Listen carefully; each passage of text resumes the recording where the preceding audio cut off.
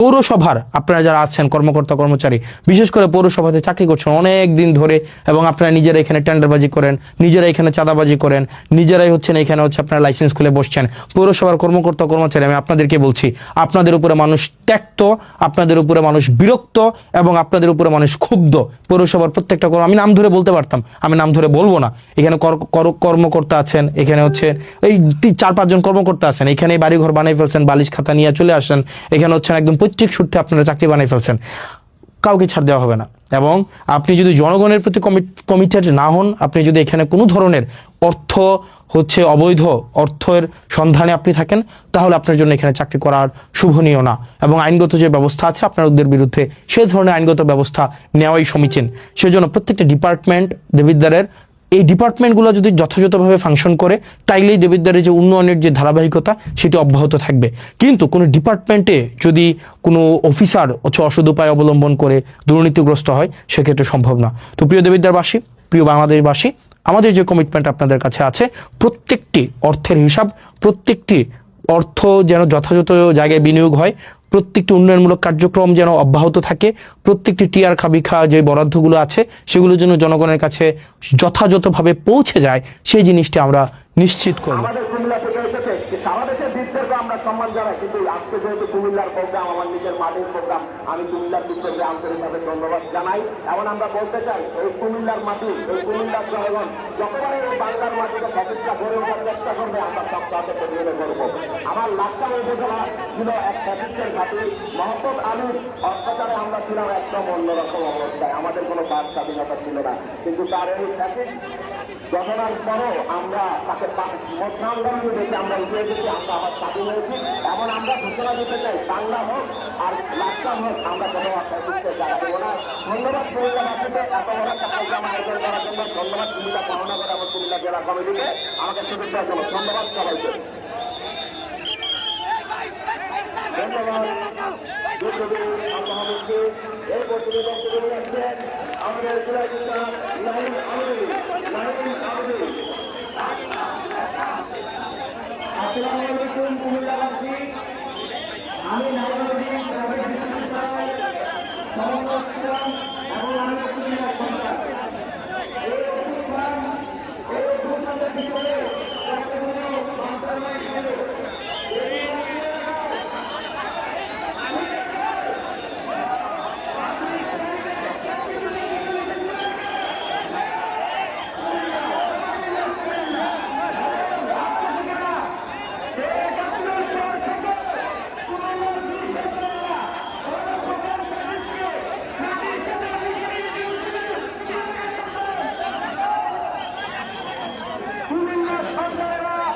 জুলাই সনদে যে মৌলিক 4টি বিষয়কে গণভোটের প্রশ্ন হিসেবে দিয়ে দেওয়া হয়েছে, ভোটাররা হার পক্ষে যে ভোট দিয়েছে, এবং আমরা 11 দলীয় নির্বাচনী পক্ষে যারা ছিলাম, আমরা যেমন আমাদের যার যার দলীয় প্রতীকের পক্ষে ভোট চেয়েছি, তেমনি আমরা কিন্তু হার পক্ষে ভোট চেয়েছি, জনগণকে মোটিভেট করেছি। বলে এই বিপুল পরিমাণ প্রায় 5 কোটি মানুষ অর্থাৎ ভোটার, তারা হারকে জয়যুক্ত করেছে। এখন শিশির মণি ভাই বললেন, এই জুলাই সনদ, সংবিধান সংস্কার আদেশ বাস্তবায়ন করা না করা, ইভেন সংবিধান সংস্কার পরিষদের শপথ বিএনপির না পড়া, এর যে সমস্ত আইনি ব্যাখ্যা শক্তি মাননীয় স্বরাষ্ট্রমন্ত্রী দিচ্ছেন, এই দায়িত্ব তো আইনমন্ত্রী, তিনি কিন্তু নীরব, তিনি এর কোনো ব্যাখ্যা দিচ্ছেন না। আমরা জানি না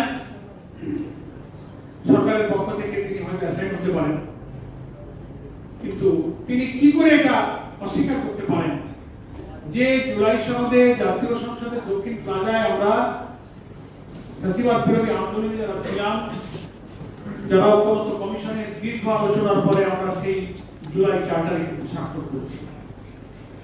166টি প্রশ্ন দিয়ে সব দলের কাছে তাদের মতামত চাওয়া হচ্ছে।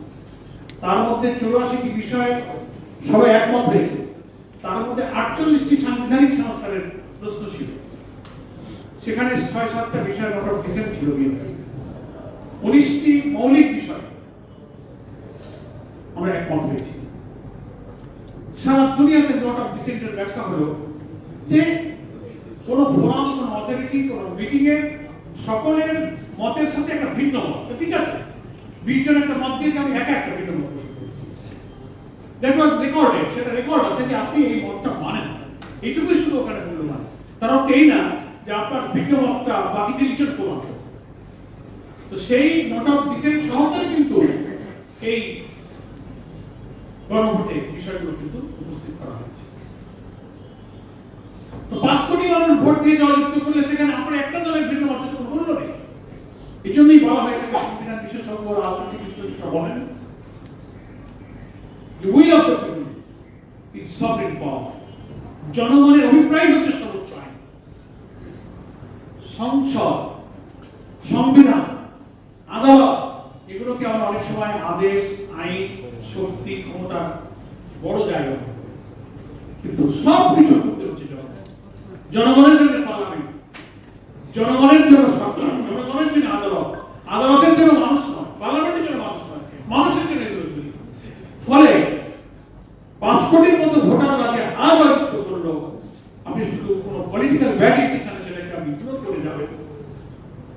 সহস্রাধিক মানুষের জীবন, লক্ষ লক্ষ হাজার হাজার মানুষের রক্তাক্ত আহত বিক্ষত চিহ্নের যে জুলাই সনদ, তার থেকে আপনি চোখ ফিরিয়ে নেবেন। নতুন প্রজন্ম কিন্তু এটা খুব সিরিয়াসলি ফলো করছে। 5ই আগস্ট আমাদের শিক্ষা নিতে হবে জনগণের আকাঙ্ক্ষার সাথে। যারাই অবিচার করবেন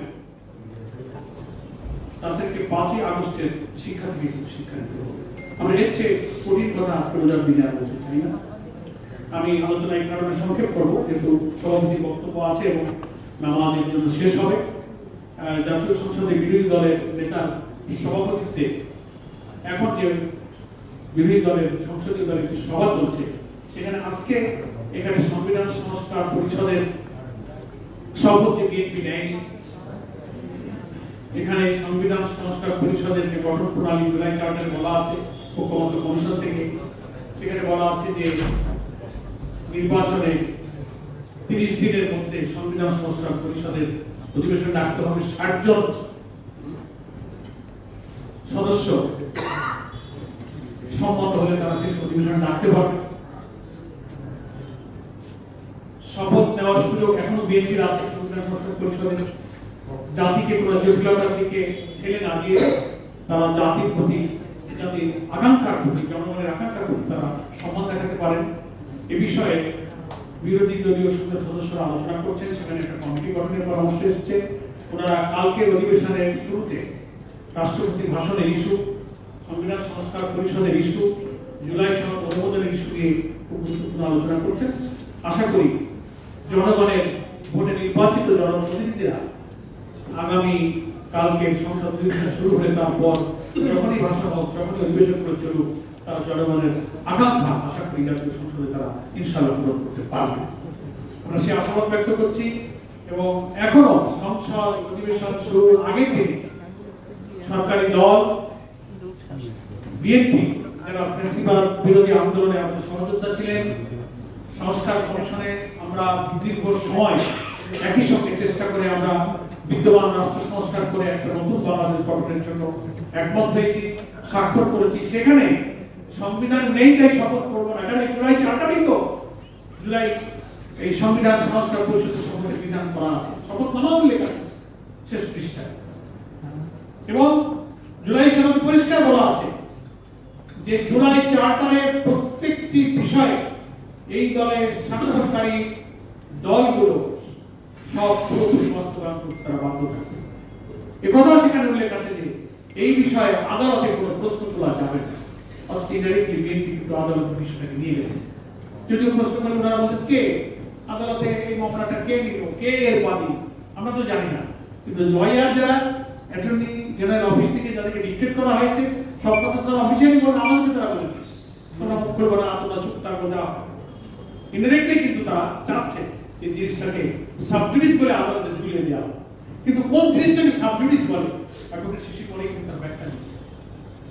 পার্লামেন্টে বলে আদালত তো না স্টে করেছে, না ইনজেকশন দিয়েছে, না বাতিল করেছে, ওগুলো হলে সেটাকে সাবজুডিস বা বিচারাধীন বলা যায়। জাস্ট একটা রুল দিয়েছে, রুলের পার্টিজার জবাব দেবে। এটার কারণে কোনো বিষয়কে সাবজুডিস নামে ঝুলিয়ে দিয়ে সংখ্যাগরিষ্ঠতার জোরে পার্লামেন্টে এই জুলাই সনদের আলোচনাকে লম্বা করে এটাকে গৌণ করে ফেলার একটা পরিকল্পিত যে চক্রান্ত বা চেষ্টা জাতির সামনে দৃশ্যমান হচ্ছে, আমরা এতে দারুণভাবে উদ্বিগ্ন। আজকের টেবিলে এই গণভোটের যে যথার্থতা এবং বাস্তবায়ন আর এগিয়ে জনগণের যে উদ্বেগের কথা টেবিলের আলোচ্য বিষয়ে নির্ধারণ করা হয়েছে, আমি মনে করি এটা অভিযোগী। এই জন্য বাংলাদেশ খেলাফত মজলিসকে, বাংলাদেশ জামাত ইসলামের পক্ষ থেকে আমি আন্তরিকভাবে